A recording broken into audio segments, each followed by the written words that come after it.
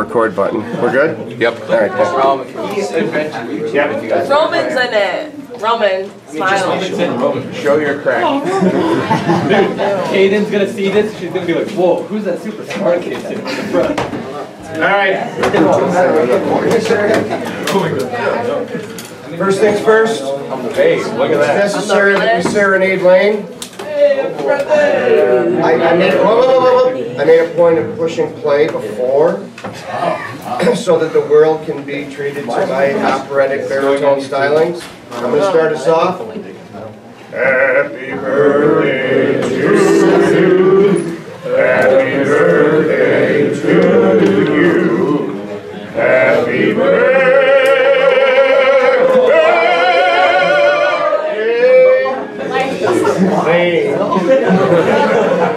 Happy birthday to you. You got it, brother. Yeah, like a little second. If I'm here next year and you turn 18, let me know, and there will be lotto tickets, cigarettes, and pornography made available. And we'll register you to vote. I've been 18 for the last 6 years. Yeah, I'll bet. You've been 8 for about 12 years. You got me. Well, you called me out yesterday, and I didn't return fire. I should have. I should have talked about how I'm more afraid of bird than you. Whoa! Okay. So that's not even a meme anymore. Did you? Well, you know what's weird about that? She wasn't even here. Like, Grillo was out, so you didn't even have to scramble No, to I read have to that. read for tomorrow. Okay, whatever. Today. Oh, I have to read for today, actually. All right, so I've got one more brief song, and then we're going to dive right in on page 11 Is it the 1550 sting? with American Mobilization for War. Yesterday we talked about how we got drawn into it, and today's topic is basically mobilization, gearing the economy and American society towards the war effort. Tomorrow, Thursday, we should be able to wrap up the whole outline because tomorrow's final topic is on the Versailles Treaty and the end of the war. Oh, is it? All right, so here's the deal. In March of 1917, before the United States was officially involved in the war and before a declaration of war, Russia pulled out. Russia basically made a separate peace with Germany as a result of the Bolshevik Revolution. Do you remember this from Global? Okay, so Germany was able to throw all its forces west. One final push towards England and France. Things looked kind of bleak for the remaining allies. I don't know if it was in this class or maybe the afternoon class yesterday, someone said, you know, if the United States hadn't gotten involved in World War I, you know, would Germany have won? Was it in here? And it's interesting to speculate, you know, counterfactualism, what if history. You know, I think we talked about how the terms of the Versailles Treaty would not have been as harsh, obviously. Okay, but here's the thing. It did look bad for the Allies until the United States got involved. So Russia basically pulls out in March of 1917. We declare war in April of 1917. And that's ultimately what turned the tide in favor of the Allies, and that's ultimately what made it possible for the Allies to defeat the Central Powers. So, if I may. Oh, say, Can you see? can you see? It's a tough song to sing. I mean, By the after dawn's early. Run with it, brother. I was singing okay though. Oh. Now, it's interesting you say that. Canada was an ally fighting alongside the British in World War I way before we got involved. Canada was still a dominion of England back then. All right, I'll spare you the Star-Spangled Banner. But, gee, I can see why the French despise us so. We've only twice defended them from, like, German aggression, right? But American entry into the war is ultimately why the Allies won. Okay, so let's pick it up on the top of page 11, Mobilizing for War. quick look ahead. We'll knock out page 11 today, Wednesday. Tomorrow we'll knock out the last page, 12 in the outline. Friday I'm out, and I'll leave a video on Wilson and World War I diplomacy and the Versailles Treaty. Monday we'll do practice questions. What I'll do is I'll scale back some of the Regents ones. We'll only do a few Regents ones because a lot of them repeat anyway, right? And then we'll spend some time doing some college level AP practice questions. I'll give you the study guide. I have the study guide if you want it ahead of time, just see me. But I'll pass it out to everybody on Monday. And then we'll take this test on Tuesday. I think we talked about that yesterday and there didn't seem to be any objections. That work? Still okay? All right, and then you guys, I think, as far as I know, still get Wednesday off next week. I thought we might lose that because of all the snow days, but I have no idea what they're doing. Can't they make it like a Friday? I mean, ideally, I think it's weird. would, That's in the middle. that makes more sense. Yeah. Which is why, and I know this is on camera, we won't do it. So, whatever. Anyway, I should just. so, actually, you know what I'd love to see right now? That Vogue thing you do. Do that. What do you? Like the. Yeah. What do you want me to do? Like. When you frame your mug. Yes, to the camera. It's like zoomed in. Yeah. Oh, you gotta do it. You have to do it with me. Okay, I don't know how. Just like. Like that? Okay.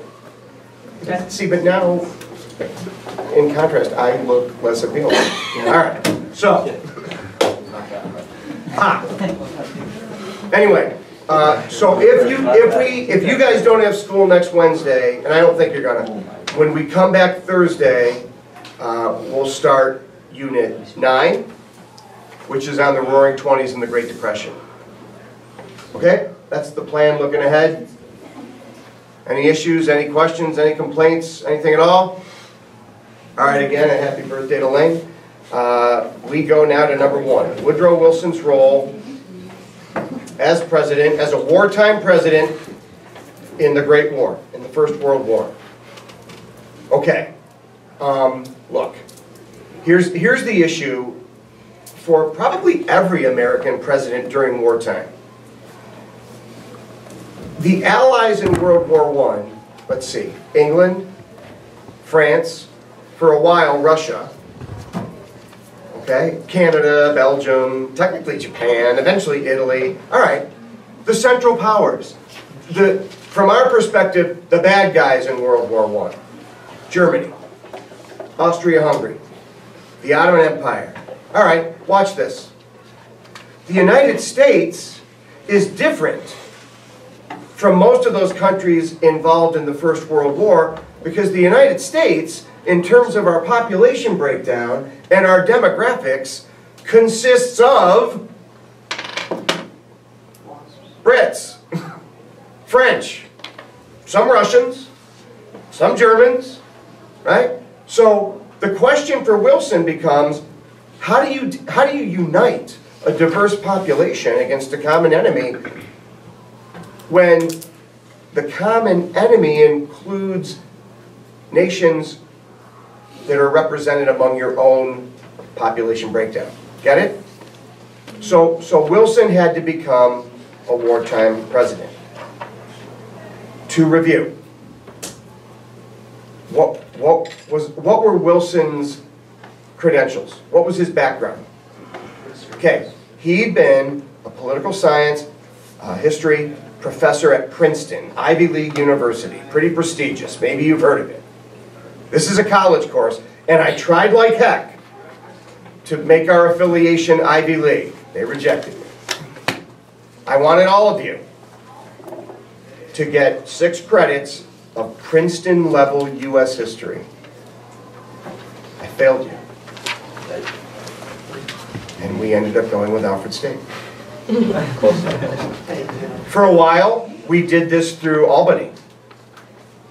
I like Alfred State much better than Albany. I'm not just saying that because this is on camera.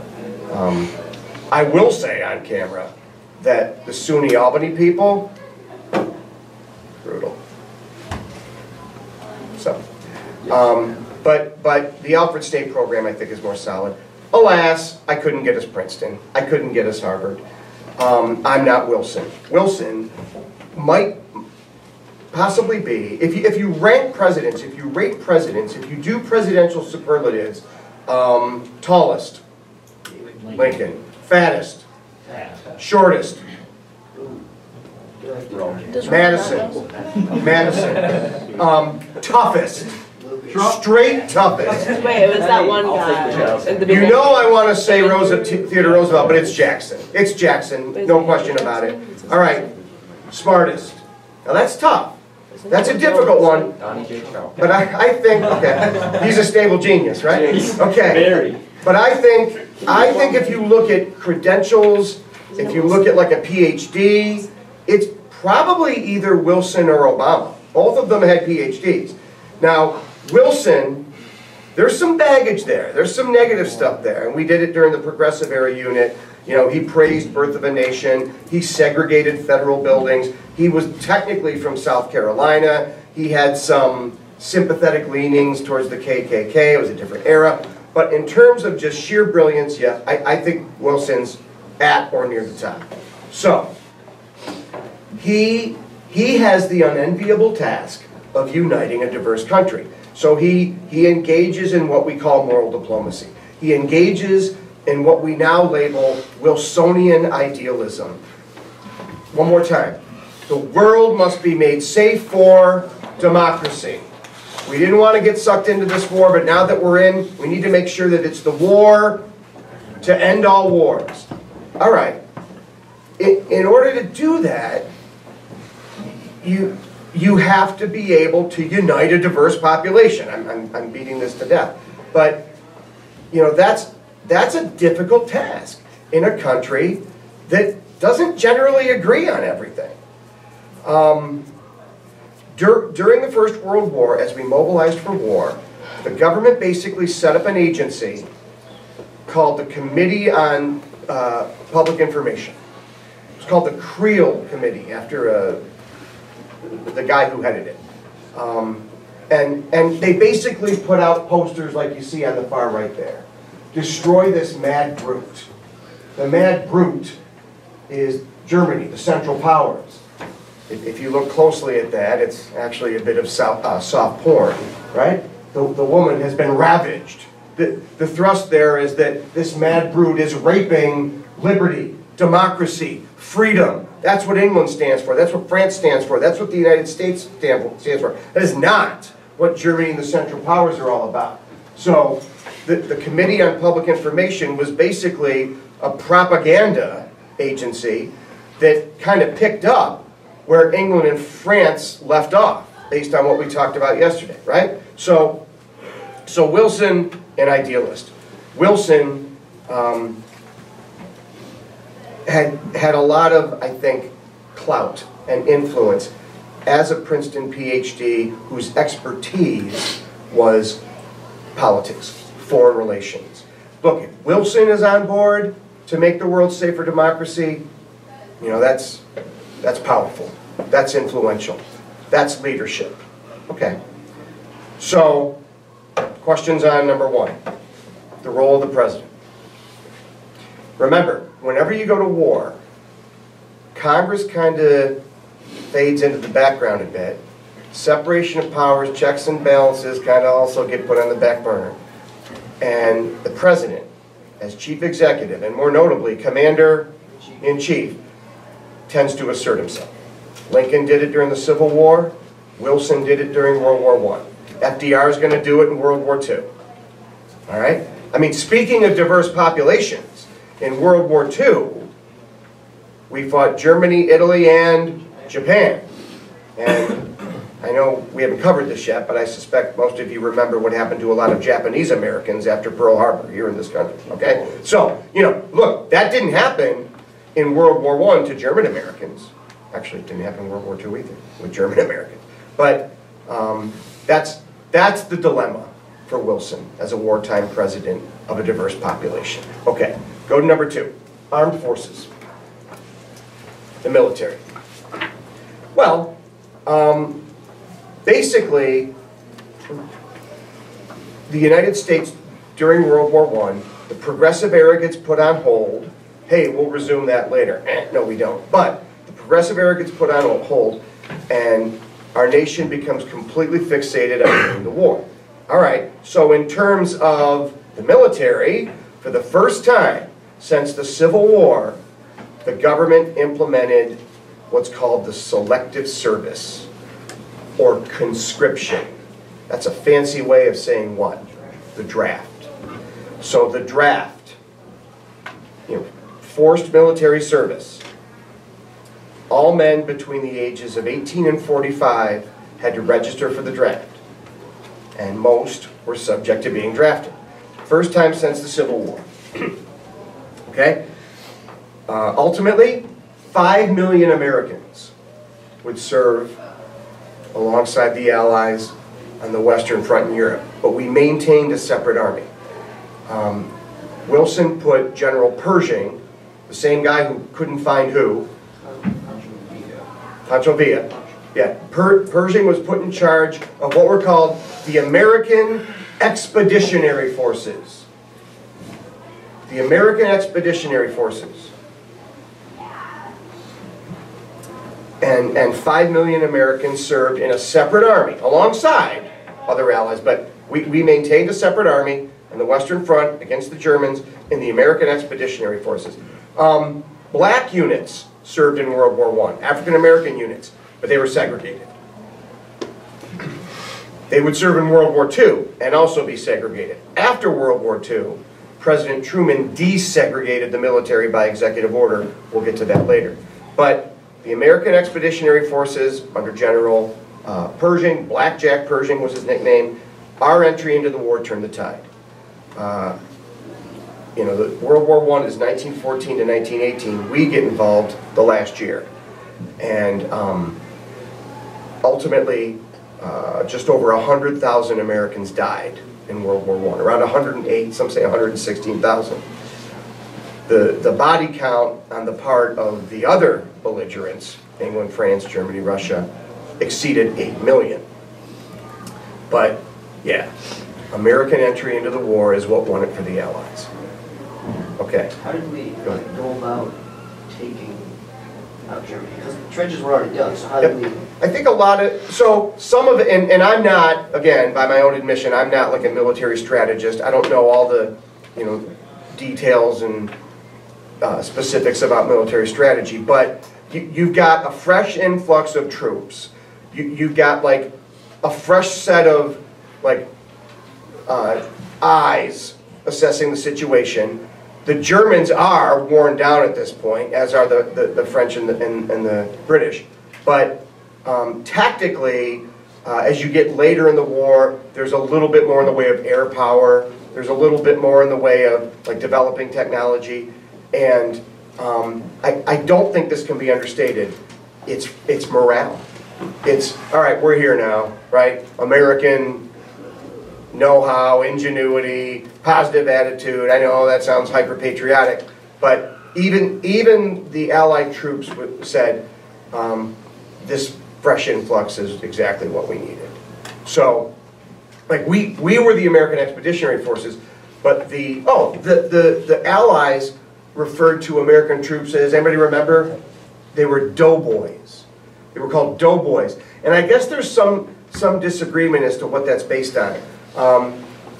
If you read up on that, some historians say it was the buttons on the American uniforms. It was something like, it looked like some French symbol or whatever. But there's also this idea that, oh, the Americans came in and they were bigger, maybe even fatter, like well-nourished. Like literally the other Allies and the Germans late in the war were eating rats in trenches. That's how bad it was. Okay? Indeed it is. Yeah, war's over once America gets involved. All right? Questions on number 2, the armed forces. All right, number 3 is the main thing I want to get into today. The impact that our involvement in World War I had on our economy and our society. So let's start with the impact on the U.S. economy. Government takeover of the economy and rationing. shared sacrifice. Let's talk about this for a few minutes. You basically had the government, the federal government, during World War I, took charge of production. And virtually every American industry was converted towards wartime production. And munitions, and foodstuffs, and uniforms, and everything you needed to win the war. Wow, that sounds kind of like socialism. That sounds like socialism. Like the government taking over the economy. We usually do that during massive wars. Okay, because you have to coordinate it. You've got to have it under the direction, presumably, of the chief executive. And that happened. That happened. Even if you weren't drafted, even if you didn't enlist, you knew we were at war during World War I. There was shared sacrifice. People went without essential stuff. The American public practiced what were called meatless Mondays and wheatless Wednesdays because the food and the food supply had to go to war. All right. The federal government sold bonds to finance the war, Liberty bonds. Organizations like the Committee on Public Info and the Creel Commission pushed the sale of those bonds. That's going to happen in World War II also. I guess the point I'm trying to emphasize here is that level of, oh, we're all in this together and we need to win this war, and even if you're not serving in the trenches of France, you're going to contribute on some level. That's going to be very apparent during World War II. But you could make the case that that might be the last time that ever happened. Is the United States currently at war? The fact that you can't even answer that definitively, I think, is the answer. Is the United States currently engaged in a global war on terror, and are American troops stationed at various points throughout the Middle East? That's still true. Do you know anybody who served? Yes? No? No? Do you have any family members who have served? Okay, I know, obviously, you come from a military family, and I'm sure you know people who have. I have former students who've served. I didn't serve. All right? My brother's in the Navy, and he's been deployed in various capacities in and around the Middle East. But this is so different now from what we had during both world wars, where there was a sense of shared sacrifice and national duty. Most Americans, we have an all-volunteer army today. We don't have a draft anymore. We have selective service, and when you guys turn 18 next year, you have to register. But we don't have a draft currently. We just have like the apparatus in place in case we need one. I don't know if that's a good thing. Oh, what? Oh, you're saying we should have a draft? Not saying that everybody should necessarily have to serve in the military, but like a year or two of some type of national service, in my opinion, should be implemented. Some type of, yeah, like Switzerland, like Israel. You don't even have to be in the military. Learn Arabic. Be a translator. Do something. If your skill set is in science, we need alternative fuel, stuff like that. We just don't do that. We don't do that. Oh, I know this is being taped. I don't care. Oh, I put a magnet on my car that says support the troops. All right, now that's fine. But that really is like the least you can do. Isn't it? That's a pretty small gesture. I say support the troops, give them reinforcements. Bring back some type of national service. Now, I'm also about to turn 54, and I only have daughters, so maybe I'm not exactly the messenger for this. Thoughts? Ooh, question. Yeah. So does the draft apply to women now too? Just members? Nope. Now, women who enlist may serve in combat. That's changed. Right. For a long time they couldn't, although the nature of 21st century warfare was not so much frontline engagement and women were casualties. But no, that's a good question. And I'm not, you know, up on every Pentagon policy, but last I knew, no, they aren't subject to the Selective Service of Draft. Okay. So, the economy gets geared towards wartime production. There's shared sacrifice, there's rationing. You actually have government agencies and respected government officials who basically put their skill set to work helping us win the war. There was a guy named Bernard Baruch, and he was put in charge of what was called the War Industries Board. He oversaw the conversion of American industry from peacetime to wartime. You had a pretty respected politician at this time who's going to go on to be president, Herbert Hoover, who was in charge of the American Relief Administration and basically coordinating the food supply, not just for American soldiers, but for French and British soldiers and like refugees who were suffering during the war. A lot of famine relief. Hello.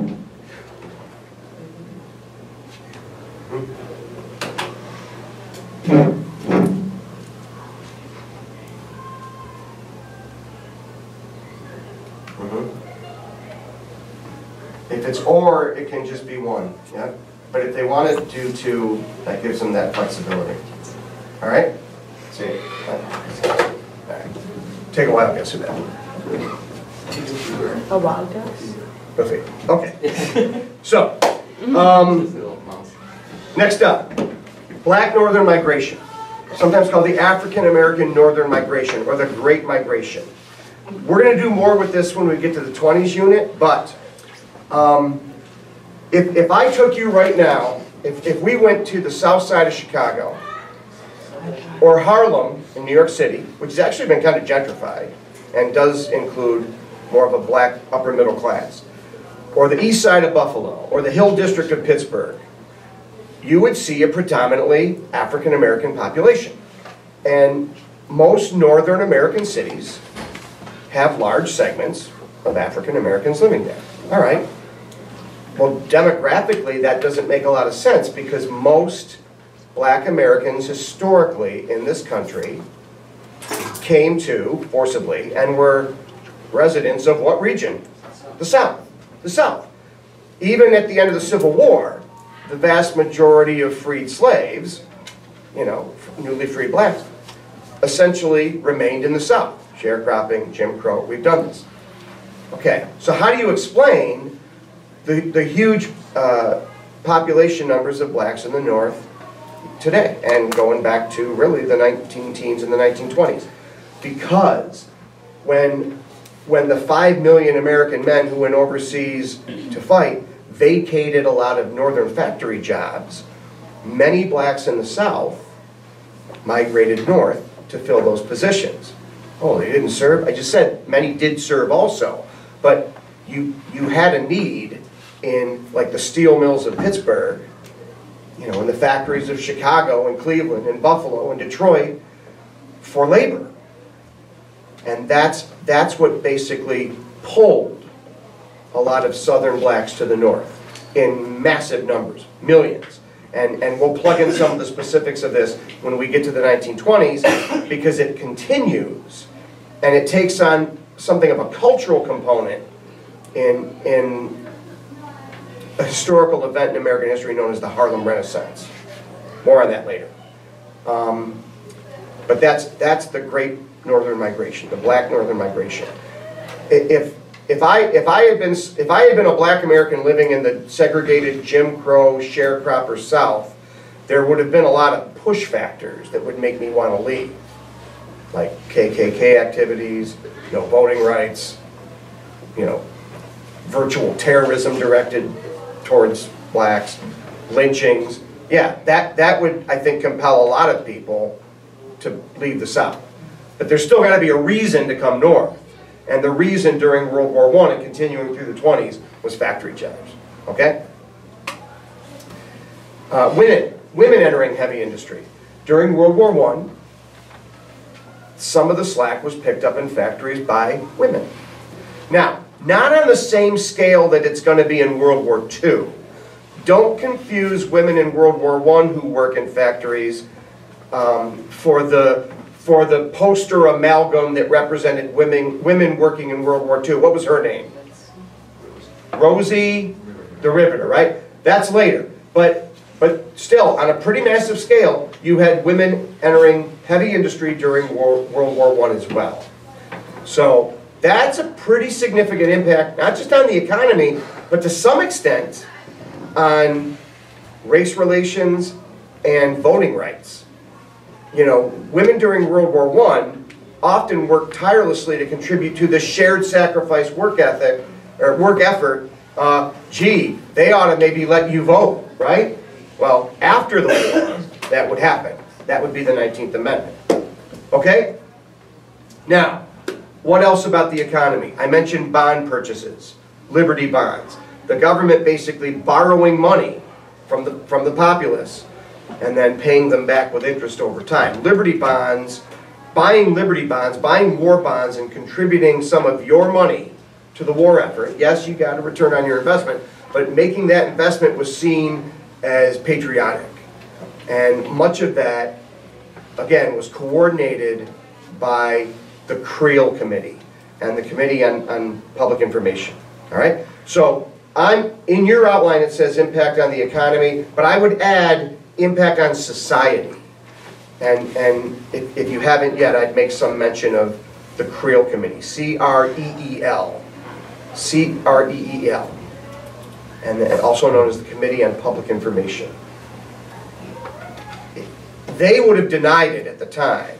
They would have said, look, we're not a propaganda arm of the government. But that poster we looked at is propaganda. And the idea was to unify the country against a common enemy and to basically drum up support for the war effort. Okay? Questions?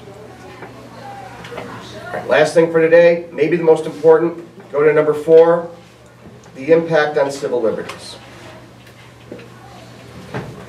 Well, during the First World War, once we became involved, the government passed and then sort of bolstered or solidified 2 acts of legislation known as the Espionage Act and the Sedition Act, 1918, towards the end of the war. The Espionage Act and the Sedition Act. Don't confuse these with the Alien and Sedition Acts back during the Federalist era, like under John Adams and Jefferson's pushback against that. This is different. Well, there's some similarities, but they're not technically the same thing. The Espionage Act made it a crime, a federal crime, punishable by jail time, to interfere with the draft in any way. When we got involved in World War I and the draft was implemented, the Espionage Act made it a crime to interfere with the draft. It's not the only thing it did. What's espionage mean? Spying. So if you interfere with the draft, in effect, you're almost like a spy sabotaging our war effort. Okay, all right. And the Sedition Act, what's sedition mean? Treason. Okay, and the Sedition Act basically went a step further and said, it didn't just say this, but this was probably the most controversial, polarizing part of it, said it's illegal, it's a crime, it's a federal crime, punishable by jail time if you speak out against the war effort. And it's even worse if you publish anything against the war effort. And it's exponentially worse still if you use the mail to disseminate anti-war propaganda. You follow? So the Espionage and Sedition Acts covered more than these things I just mentioned, but those components, those features, were incredibly controversial. Look, I'm not Woodrow Wilson. I'm not a PhD. That's why we're not affiliated with Princeton. I'm not Barack Obama. I'm not a constitutional law professor. All right? But I do know last time I checked, that the United States does have a First Amendment. And the First Amendment does, with some restrictions, protect your freedom of speech and the press. Okay, so here we have a situation where wartime patriotic fervor is basically coming up against a bedrock constitutional principle and a civil liberty, freedom of speech, freedom of expression, the First Amendment. Yes, you could go to prison for speaking out against American involvement in World War I. It's a different era. It's 100 years ago. Okay, well, people did this. People did speak out against the war effort. And if you look at B, there are 2 Supreme Court cases listed there. Schenck, Charles Schenck versus the United States, and Eugene Debs, Debs versus the United States. They're technically 2 separate cases, but they're so similar that we're going to kind of lump them together. On the Regents test, and sometimes on the college exam, there's a high likelihood of seeing the Schenck case. That's the one people tend to get asked most about. All right, so who was Charles Schenck? He was a socialist. He dabbled in some pretty radical politics. He actually knew and affiliated with Eugene Debs, all right, who's the defendant in the other case listed here. Do you remember talking about Eugene Debs in previous units? Remember the case of Henry Debs? Debs was a socialist labor union leader who defied a court order to stop like a sympathy strike in the Pullman Railway dispute. Everybody remember that? And he lost, and he went to prison and was pardoned, I think, by Grover Cleveland. All right. Now here's Debs again, alongside Schenck. These guys are prominent American socialists, pretty radical for that era, who basically said the only reason we're involved in World War I, the main reason we're involved in World War I is so that weapons manufacturers in this country can make money. That's a provocative thing to say. Charles Schenck and Eugene Debs, but let's focus on Schenck, basically argued that our involvement in World War I was primarily the result of economic interests. $2 billion in loans, very lucrative trade for American weapons manufacturers, you know, rich man's war, poor man's fight, that kind of thing. So these guys went around giving speeches against the draft, urging men not to submit to the draft. And Schenck in particular published pamphlets that were distributed through the mail. Okay, so technically he was in violation of both the Espionage and Sedition Act, and he was arrested. So was Debs. Okay, well, they're Americans, they're entitled to due DUE process. They get their day in court, and this is such a critical issue that it goes all the way to the Supreme Court. So, in the case of Schenck versus the United States, 1919, the Espionage and Sedition Acts were on trial. But the real issue here was freedom of expression. Any thoughts on the outcome? States won. U.S. won. Schenck, and ostensibly Debs too, the convictions were upheld, and they were sentenced to time in prison. Both would be pardoned by Warren G. Harding later. Okay, so here's an opportunity, and please welcome our guest speaker for the last 2 minutes. You know, your thoughts on that verdict, that decision. Agree, disagree? Anybody agree? Let me say this. I agree that we're going to pick this up tomorrow. We'll start with this tomorrow. I agree that during wartime, listen, sometimes you scale back certain civil liberties. I'm not proud of it. I don't brag about it. And I suppose based on the letter of those laws, Schenck was guilty. The Supreme Court's going to use a legal litmus test called clear and present danger. Have you ever heard this expression? Yes, you have free speech, but that wouldn't protect you falsely shouting what, where? Fire in a crowded theater. I mean, you can do it if there is a fire, but if you shout fire when there isn't one, what might happen? Someone's gonna get trampled. Okay, that's not protected free speech. Okay, so if your speech, the Supreme Court said, poses a clear and present danger to the security of the United States, it can be limited.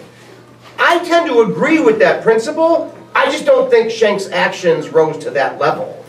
He wasn't going around blowing up factories, right? He was, and people did that during World War I. People sabotaged munitions factories. But no, he was challenging our policy. All right, so go ahead, stop it, and we'll pick it up there tomorrow.